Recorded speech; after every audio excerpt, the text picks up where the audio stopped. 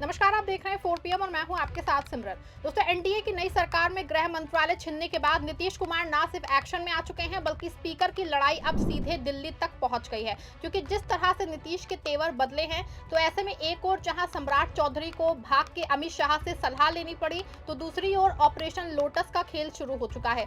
कल तक जो नेताजी ऑपरेशन लोटस और अपने विधायकों को तोड़ने का दावा कर रहे थे, अचानक उनको रातों रात पार्टी से विदा होना पड़ा है। ऐसे में दिल्ली से पटना तक ना सिर्फ हड़कंप मचा है और बिहार की सियासत एक बार फिर से सुर्खियों में आ गई है। ऑपरेशन लोटस का खुलासा करने वाले किस नेता को अचानक पार्टी से निकाल दिया गया है और क्यों सम्राट चौधरी को स्पीकर में बढ़ती खींचतान के बीच में अचानक दिल्ली जाना पड़ा है, सब कुछ आपको अपनी इस रिपोर्ट में बताएंगे। दोस्तों, बिहार में एनडीए के मिले प्रचंड बहुमत से पूरे देश को चौंका दिया है, क्योंकि जिस तरह से बीजेपी का स्ट्राइक रेट 90% रहा है, ये कहीं ना कहीं सवाल खड़ा करता दिख रहा है कि एनडीए को मिले इस प्रचंड बहुमत के बाद भी बीजेपी और जदयू में सीएम पद से लेके कैबिनेट के मंत्रियों के विभाग तक रार छिड़ गई है। नीतीश कुमार को पीएम साहब और अमित शाह ने जैसे तैसे करके सीएम की कुर्सी तो दे दी, लेकिन नीतीश कुमार की ताकत को गृह मंत्रालय छीन के आधा कर दिया है। आपको बता रहे कि जब शपथ हुई तो नीतीश कुमार के साथ सब कुछ ऑल इज वेल लगने वाला खेल अचानक मंत्रियों के विभागों की लिस्ट आते ही पलट गया, क्योंकि बीजेपी अब नीतीश कुमार की जगह अपने डिप्टी सीएम सम्राट चौधरी को सुशासन बाबू के तौर पे प्रोजेक्ट करना शुरू कर चुकी है। बिहार में बुलडोजर एक्शन शुरू हो चुका है, माफियाओं की लिस्ट तैयार है, कोर्ट में अर्जी देके बड़ी कार्रवाई होने जा रही है। चर्चा है कि बिहार में बुलडोजर मॉडल और यूपी का इनकाउंटर वाला खेल शुरू हो सकता है और इसके लिए बकायदा प्लान बनाया जा रहा है। लेकिन अंदर खाने की खबर है कि इसमें से बहुत से मसले ऐसे हैं जिनमें बीजेपी और जदयू में मतभेद है, क्योंकि जदयू बिना मतलब बुलडोजर एक्शन के खिलाफ है। नीतीश कुमार और उनकी लॉबी चाहती है कि जो सच में बुलडोजर एक्शन के लायक हो उस पर कार्रवाई हो, लेकिन बुलडोजर को जज ना बनाया जाए। इसी तरह से अपराधियों को लेकर भी जदयू और बीजेपी में मतभेद है। जदयू का कहना है कि जो देश के नियम कानून है उसके जरिए ही माफियाओं पे शिकंजा कसा जाए। ऐसे में दावा तो यहाँ तक किया जा रहा है कि जब सम्राट चौधरी ने इस पूरे मामले की फाइल को फिलहाल नीतीश कुमार ने रोक लिया है, जिसके चलते अचानक सम्राट चौधरी को भागते हुए दिल्ली अमित शाह के पास पहुंचना पड़ा है। खबर देखिए, बिहार में होने वाला है बड़ा एक्शन, शाह सम्राट की 30 मिनट की मुलाकात ने बढ़ाई हलचल। आपको बता रहे कि कल अचानक बिना किसी तय प्रोग्राम के सम्राट चौधरी दिल्ली पहुंच गए और वहां गृह मंत्री अमित शाह से मुलाकात की। दोनों नेताओं के बीच में ये मुलाकात करीब 30 मिनट तक बंद कमरे में चली। बैठक में बिहार की कानून व्यवस्था, विकास और सुरक्षा रणनीतियों पर विस्तार से चर्चा होने की जानकारी सामने आई है। इस मुलाकात ने राजनीतिक हलकों में चर्चा तेज कर दी है। सम्राट चौधरी बिहार के गृह विभाग की कमान संभाल रहे हैं। ऐसे में गृह मंत्री अमित शाह के साथ उनकी खास बैठक को बेहद रणनीतिक और अहम माना जा रहा है। सूत्रों के मुताबिक इस बैठक में सम्राट चौधरी को केंद्र की ओर से कुछ विशेष निर्देश और नई जिम्मेदारियां दी गई होंगी। हालांकि इसकी आधिकारिक पुष्टि नहीं हुई है। कहा जा रहा है कि बुलडोजर एक्शन से लेकर अपराधियों तक लगाम लगने वाली सारी बातों पे चर्चा हुई है, लेकिन जिस तरह से नीतीश सरकार बीच में खड़ी है और स्पीकर की तकरार बढ़ी है, उसको लेकर के जल्द ही चर्चा करने का आश्वासन सम्राट चौधरी को मिला है। आपको बता दें कि एक तरह जहां गृह विभाग को फाइलों में पेंच में फंसा हुआ है, दूसरी ओर नीतीश कुमार नौकरी के लिए हर विभाग से रिक्त पदों की सूची मांग चुके हैं।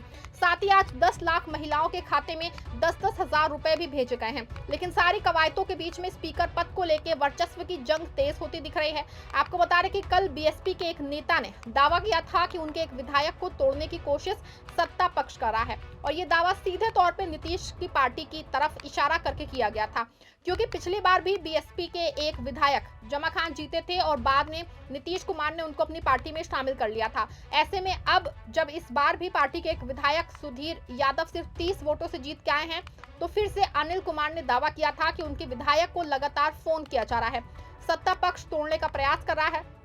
और ये सारी बात और दावे कल रात खूब चर्चा में भी थे, लेकिन शाम को अचानक अनिल कुमार को बीएसपी पार्टी से निकालने की खबरें आई। आपको बता रहे कि कल जब बीएसपी की मीटिंग हुई थी तो आकांक्ष आनंद भी जो थे उस बैठक में शामिल हुए थे और अनिल कुमार ने उनके सामने सारे दावे किए थे, लेकिन रात में अचानक क्या हुआ है, अनिल विज को निकाल दिया। खबर देखिए, मायावती को बिहार में झटका, एक विधायक बनाने वाली बसपा के प्रदेश प्रभारी ने छोड़ी पार्टी।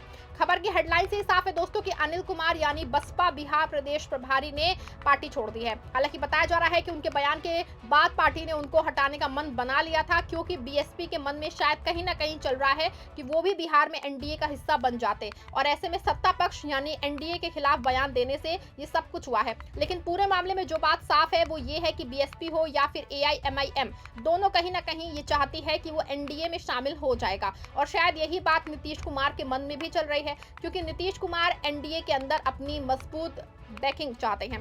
पहले से जीतनराम मांझी और उपेंद्र कुशवाहा उनके साथ माने जाते हैं, और अगर उसके बाद नीतीश कुमार 9 से 10 विधायकों को जदयू के समर्थन में जोड़ने में कामयाब हो जाते हैं तो उनका दावा ना सिर्फ स्पीकर पे मजबूत हो जाएगा, बल्कि वो सीधे हर बिल और कैबिनेट के हर बड़े फैसले में दखल दे सकते हैं। हालांकि जरूर है ये कि उपेंद्र कुशवाहा की पार्टी में भयंकर सिर्फ फुटअव्वल शुरू हो चुकी है। 4 विधायकों के होने के बाद भी बिना विधायक बने बेटे को मंत्री पद की शपथ दिला दी गई है। इसको लेकर पार्टी के 1-2 नहीं बल्कि 7 नेताओं ने सामूहिक इस्तीफा दिया है, और इससे पार्टी के राष्ट्रीय उपाध्यक्ष जैसे अहम पदों पे बैठे लोग भी शामिल हैं। ऐसे में कहीं ना कहीं उपेंद्र कुशवाहा की पार्टी में बड़ी टूट के आसार दिख रहे हैं, बल्कि जिन 4 विधायकों को मंत्री नहीं बनाया गया है वो भी अगर बगावती हुए तो भयंकर रार मच सकती है। हालांकि सबके बीच में नीतीश कुमार हर हाल में स्पीकर का पद चाहते हैं, और इसके लिए ना सिर्फ वो बीजेपी पे प्रेशर बना रहे हैं बल्कि एनडीए और अपनी पार्टी में विधायकों की संख्या को बढ़ाने के लिए भी जी तोड़ कोशिश कर रहे हैं। आगे क्या होगा ये 2 दिसंबर को फाइनल हो जाएगा, क्योंकि 2 दिसंबर को स्पीकर का चुनाव होना है। अगर इसमें कुछ बहुत बड़ा हो जाए तो कोई बहुत चौंका देने वाली बात नहीं होगी। पूरे मामले पे आपका क्या मानना है कि क्या सरकार बनते ही नीतीश कुमार और बीजेपी एक दूसरे के सामने आ गए हैं? क्या नीतीश कुमार अपना स्पीकर बनाने के लिए बीजेपी को अल्टीमेटम दे चुके हैं? क्या स्पीकर के चुनाव में कोई बड़ा खेल हो सकता है? आप जो भी सोचते हैं अपनी राय कमेंट में जरूर लिखिएगा। खबर को लाइक और शेयर करिएगा।